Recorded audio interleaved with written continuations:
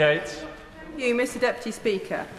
War is terrible, and as we've heard today, the tragic consequences of all fighting is dreadful. War should be avoided at all costs, but sometimes it can't be, and sometimes war is necessary when accommodation can't be made, or when there's no possibility of good faith negotiations, or when the cost of allowing your enemy to go unchecked is just too great. And the war in Gaza is just such a war. Devastating, tragic, appalling, yes, but unavoidable because of the October the 7th massacre, where honourable members have reminded us of the appalling and depraved and unspeakable crimes that were committed that day against Israeli civilians. Any government that did not then act to prevent this from happening again would be failing in its duty to protect its citizens.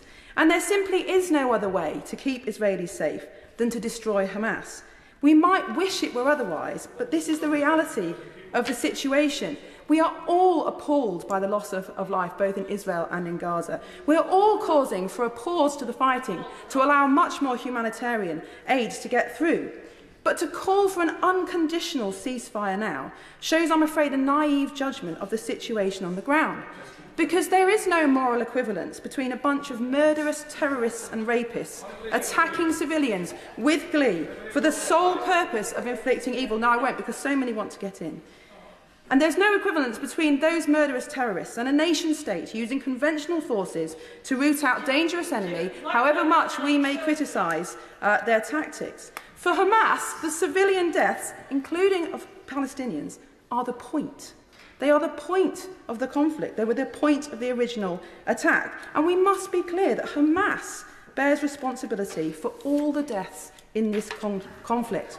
The only outcome that will secure a lasting peace is for Hamas to be destroyed.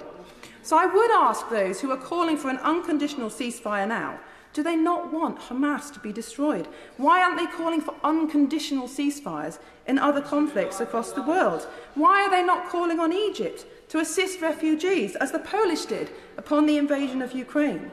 And I'm afraid to say Benjamin Netanyahu is not listening to this debate. It will not change the outcome on the ground.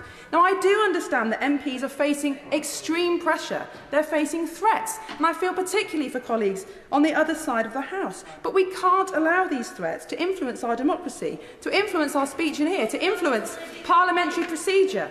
Those demanding for a ceasefire tonight will not stop at that. They will call for boycotts of Israel, an arms embargo, prosecutions of Israel in the UN. Yet again, Israel is being singled out as the world's only Jewish state. It's being exceptionalised. We're seeing the rise in anti-Semitism here on the streets in the UK. We cannot afford to give in to that pressure. We must respect Israel's right to defend itself and to prevent the most atrocious crimes that have happened in my lifetime from ever happening again.